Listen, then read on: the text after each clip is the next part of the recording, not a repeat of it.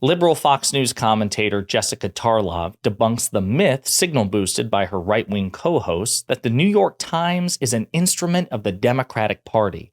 And on a similar note, our buddy Luke Beasley asks Don Lemon why the mainstream media in general seems to grade the Republican Party on a curve. But before we unpack all that, if you end up liking this video and you want to support the channel, please be sure to hit the like, subscribe, and alert bell before you go. I'd greatly appreciate it. All right, friends, we have several clips to look at in this video, including Jessica Tarlov and, again, our buddy Luke Beasley. But the recurring theme of the video, or the overall theme of the video, concerns the mainstream media and perceptions of the mainstream media, and obviously the New York Times in particular, as the most circulated publication, written publication in the United States, and actually in the history of the United States. It's a venerable institution. But the perception and the allegation from the right, and Fox News and Newsmax and others, is that the New York Times and the mainstream media are in the bag for the Democratic Party, that they bend over backwards to accommodate the left and liberals and progressives. I would argue, and have argued in previous videos, if you follow this channel, that actually no, I think that the mainstream media and the New York Times go actually out of their way to be super charitable to the Republican Party and to conservatives so as to not be tarred and feathered as liberally biased media. Now, we're going to, again, explore this through various clips. We're going to start with The Five, a show on the Fox Propaganda Network, in which they signal boost the idea that, quote, the New York Times is an instrument of the Democratic Party. And this comes from RFK Jr. RFK Jr. is also getting on the nerves of the liberal media, the candidate recently declaring the New York Times is a, quote, an instrument of the Democratic Party in this tense interview. Watch. 70% of the people in this country do not want a contest between Trump and Biden. The New York Times is not going to allow those people to get in, those Americans who don't want to see a rerun of this contest. Don't you think they deserve something? And the New York Times is essentially an instrument of the Democratic Party. So again, this is a commonly circulating claim. The New York Times in particular, in the mainstream media, that's just in the bag for the Republican Party, or for the Democratic Party. And listen, before we play Jessica Tarlov, I'll say this, I'll concede this. I would be surprised if most New York Times writers did not vote Democrat, but whether or not their coverage, their reporting leans for the Democrats, I beg to differ. And so does Jessica Tarlov, and she weighs in on this. The accusations about the New York Times, though, are completely unfounded. And we've talked about this a few times before.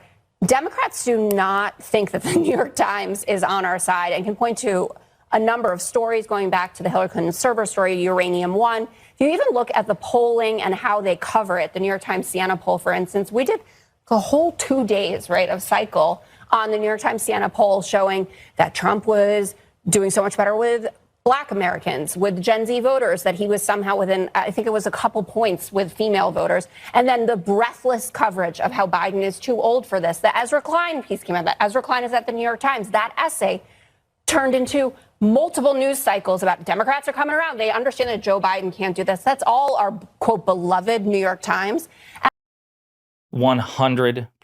See, again, she brings the receipts, and these are just recent receipts in particular, right? Actually, as a matter of fact, before we play the clip of Luke and his interview with Don Lemon, I just want to bring this to your attention. So there's a great Twitter account called the New York Times PitchBot, which if you have Twitter, you should follow, because it's this very popular account which satirizes, it parodies, it makes fun of the New York Times and how they will bend over backwards to demonize the left and liberals and progressives and Democrats in a way which enhances the right. So the New York Times, one of the most recent ones. We were tired of critics accusing our news organization of being liars with no basis in fact. So we hired Ronna McDaniel, the recently removed head of the Republican National Committee, who is herself a notorious liar. So see, they come up with these satirized headlines in a way which helps the right and hurts the left and the Democrats. To win a second term, Biden must appeal to swing state moderates who would consider voting for Donald Trump. Here's why I'll be withholding support for him unless he adopts the platform and language of the Sunrise Movement. Again, etc. and so forth. House Republican Mike Gallagher has announced that he will resign before the end of his term, which will leave the House GOP with a single vote majority.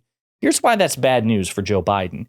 And actually, before another example, if you do Jessica Tarlov mentioned Secretary Clinton's emails, the email scandal in 2015, 2016. If you actually just do a search in Twitter, just say New York Times Hillary email, that's it. That's all you have to do.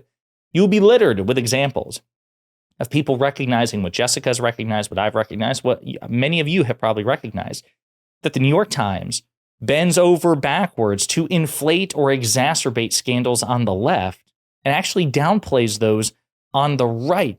So one person pointed out, strange, senior Republican officials created a 38-page PowerPoint on how to overturn the 2020 presidential election using the military, and it doesn't even make the New York Times front page. But Hillary's emails, of course, got constant front page coverage. Now, that was, of course, from December 10th, 2021. So I'm just saying, folks, there is very little basis to suggest that the New York Times is in the bag for the Democratic Party. Again, I have no doubt that the majority of their reporters and their journalists probably vote for Democrats, but that doesn't mean that their coverage reflects it. Jon Stewart famously said this more than 10 years ago in an interview with Fox News' Chris Wallace. He pointed out that the right-wing media, like Fox News, they're ideologically biased in favor of the Republican Party. Their focus, their coverage is about maximizing favorable coverage for the GOP. And so while, as Jon Stewart points out, that while mainstream reporters may have a personal bias towards the Democratic Party, their professional bias, how it manifests in their reporting, is towards sensationalism and laziness, which knows no party agenda, right? And I think it's a very important distinction. And Luke Beasley, our buddy, recently interviewed Don Lemon. And by the way, I will also be interviewing Don Lemon in the next couple of days. That'll be up as soon as the interview occurs. But he had the opportunity to ask Don Lemon something to this effect. It's not specifically about the New York Times, but, I'll let Luke ask the question, but it's about mainstream media bias. To me, there's this asymmetrical nature of media coverage. And so mainstream, quote unquote, liberal media bends over backwards to prove they aren't liberally biased. And in so doing, try to prove to the right that, no, we're not too biased. And then they grade, because of that, Republicans on a curve. People are running stories, outlets are running stories about Biden sneakers while we're observing Trump calling for the termination of the Constitution or something. Just seems like. So again, Luke lays out the case with specific examples and then throws it to Don Lemon. And this is how Don Lemon answered. Here's what I will say. The right, they are experts. They're much better than the left at messaging, right? With slogans, right? Build a wall, or, liberal bias, or that sort of thing. So they're very good at messaging. And I think sometimes, mainstream news organizations or, legacy news organizations, they allow themselves to be defined by their critics and by their detractors. And that's not good.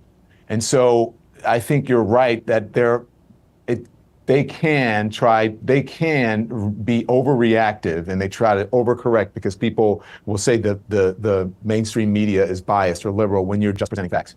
That was particularly different. So there you go, folks. I mean, again, this is Don Lemon, a veteran of the industry who's now doing his own independent show. Again, we'll have the opportunity to talk with Don Lemon ourselves here in the next couple of days. But I think that the point that Jessica made, that Luke made, that we have tried to make again and again and again on this channel is important, because it's such a lazy trope, this idea, the New York Times just must be in the bag for Democrats. The mainstream media must be in the bag for Democrats, when actually, if you look at their coverage, the reality is quite different. And it's another entrenched advantage that the Republican Party has, because they have an enormously powerful and influential media ecosystem, which is just turnkey in favor of them and their politics, whereas the left really doesn't have that. For every channel that's my size, there are 10 more right-wing channels that are bigger, right?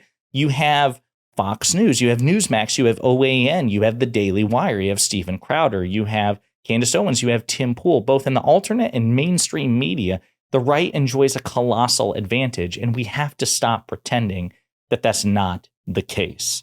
Let me know what you think in the comments.